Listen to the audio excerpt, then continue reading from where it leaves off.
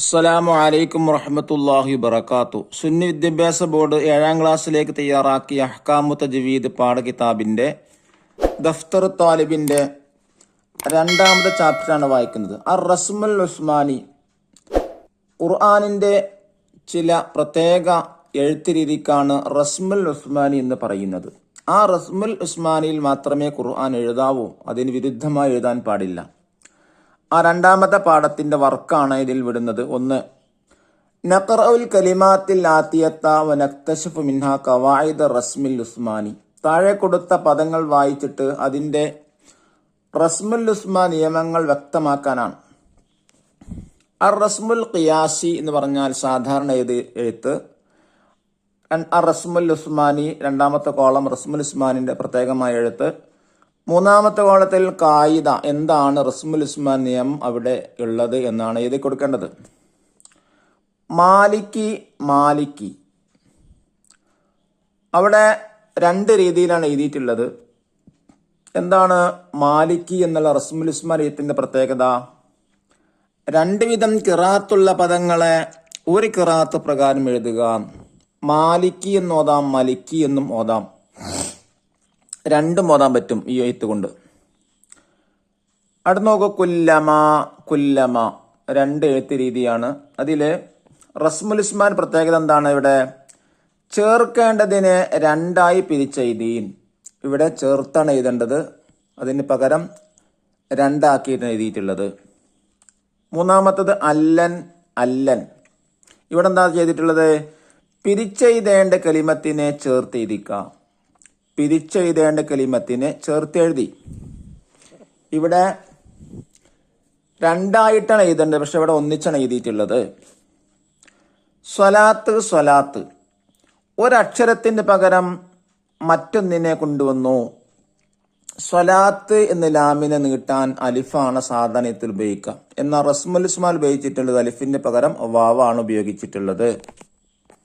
അടുത്തത് ലഅദ്ബഹന്ന. ഇവിടെ റസ്മുൽ ഉസ്മാനിയില് അക്ഷരങ്ങൾ കൂടുതലാക്കി ലഅദ്ബഹന്ന എന്ന ഹംസക്ക് ശേഷം റസ്മുൽ ഉസ്മാനിയില് ഒരു അലിഫും കൂടെ എക്സ്ട്രാ കൊടുത്തിട്ടുണ്ട്. അടുത്തത് ഈലാഫിഹിം.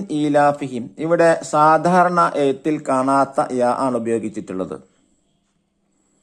ഈലാഫി നോക്കൂ, റസ്മുൽ ഉസ്മാൻ പ്രത്യേകമായ യാ അങ്ങനെയാണ് റസ്മുൽ ഉസ്മാൻ എഴുതാക. യാ നോഹു ഇവിടെ അക്ഷരങ്ങൾ ഒഴിവാക്കി. യാ നോഹു എന്ന് സാധാരണ എഴുതുമ്പോൾ യാ നീട്ടാൻ അലിഫ് വേണം, പക്ഷെ റസ്മുൽ ഉസ്മാനിയില് യാ ഇന് നീട്ടുന്ന അലിഫ് ഇവിടെ കളയപ്പെട്ടു. സഉരീക്കും ഇവിടെ അക്ഷരങ്ങൾ കൂടുതലാക്കാണ് ചെയ്തിട്ടുള്ളത്. സഉരീക്കും എന്ന ഹംസക്ക് ശേഷം റസ്മുൽ ഉസ്മാനിയിൽ എക്സ്ട്രാ വാവ് കൊടുത്തു. അടുത്തത് നിഅമത്ത. ഒരക്ഷരത്തിന് പകരം മറ്റക്ഷരത്തെ കൊണ്ടുവന്നു.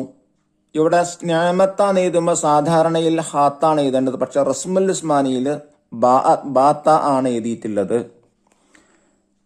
അടുത്തത് ലിക്കൈല. ഇവിടെ നോക്കൂ, പിരിച്ചെഴുതേണ്ടതിനെ ചേർത്തെഴുതി. അതായത് 2ആയിട്ട് എഴുതേണ്ടതിന് ഇവിടെ ഒന്നിച്ചാണ് എഴുതിയിട്ടുള്ളത്. ഇല്യാസീൻ ചേർത്ത് എഴുതേണ്ടതിന് പിരിച്ചെഴുതി. ഇവിടെ ഒന്നിച്ചാണ് എഴുതേണ്ടത് ഇല്യാസീൻ, അതാണ് സാധാരണ എഴുതുക. പക്ഷേ റസ്മുൽ ഉസ്മാനിയിൽ അതിനെ 2 പദമായിട്ടാണ് ആ വാചകത്തെ എഴുതിയിട്ടുള്ളത്. ഔ ലാമസ്തും. ഇവിടെ നോക്കൂ, പിരിച്ചെഴുതേണ്ടതിനെ ചേർത്തെഴുതി. 2ആയിട്ടാണ് എഴുതേണ്ടത്, പക്ഷെ ഇവിടെ ലാമസ്തും എന്നുള്ളത് ഒരുമിച്ചാണ്, ഒറ്റ പദമായിട്ടാണ് എഴുതിയിട്ടുള്ളത്. ഇനി നോക്കൂ, 2ാമത്തെ വർക്ക് നുജീബു, ഉത്തരമെഴുതാം. 1ാമത്തെ ചോദ്യം, റസ്മുൽ ഉസ്മാനി എന്നാൽ എന്ത്? ഉത്തരം, സാധാരണ അറബി എഴുത്തിന്റെ പൊതു നിയമത്തിൽ നിന്ന് വ്യത്യസ്തമായാണ് ഖുർആനിലെ പല പദങ്ങളുടെയും എഴുത്ത്. ഈ എഴുത്ത് രീതിയാണ് റസ്മുൽ ഉസ്മാനി. 2ാമത്തെ ചോദ്യം, റസ്മുൽ ഉസ്മാനിയിലെ പ്രധാന നിയമങ്ങൾ ഏതെല്ലാം? 6. 1 ഹദഫ്, 2 സിയാദത്ത്, 3 ബദല്, 4 ഹംസ്, 5 വസ്ല് ഫസ്ല്. 6 2 വിധം ഖിറാഅത്തുള്ള പദങ്ങളെ ഒരു ഖിറാഅത്ത് പ്രകാരം എഴുതുക. ഇനി അടുത്ത വർക്ക് എന്താ കൊടുത്തിട്ടുള്ളത്? നുബയ്യിനു വ്യക്തമാക്കാനാണ്. അൽ ഹദഫു, എന്താണ് ഹദഫ് എന്ന് പറഞ്ഞാൽ അക്ഷരങ്ങളെ ഒഴിവാക്കുക. 2 സിയാദ എന്ന് പറഞ്ഞാൽ എന്താണ്? അക്ഷരങ്ങളെ കൂടുതലാക്കൽ. 3 അൽ ബദൽ, എന്താണ്? ഒരക്ഷരത്തിന് പകരം മറ്റൊന്ന് കൊണ്ടുവരൽ. 4 അൽ വസ്ല്, എന്താണ് വസ്ല് എന്ന് പറഞ്ഞാൽ? പിരിച്ചെഴുതേണ്ട കലിമത്തിന് ചേർത്ത് എഴുതുക. 5 ഫസ്ല് എന്ന് പറഞ്ഞാൽ എന്താ? ചേർത്തെഴുതേണ്ടതിനെ 2 പിരിച്ചെഴുതുക. അള്ളാഹു നമുക്ക് തജ്വീദ് നിയമം പാലിച്ച് തന്നെ ഖുർആൻ പാരായണം ചെയ്യാൻ തൗഫീഖ് നൽകട്ടെ. അസ്സലാമു അലൈക്കും വറഹ്മത്തുള്ളാഹി വബറകാതുഹു.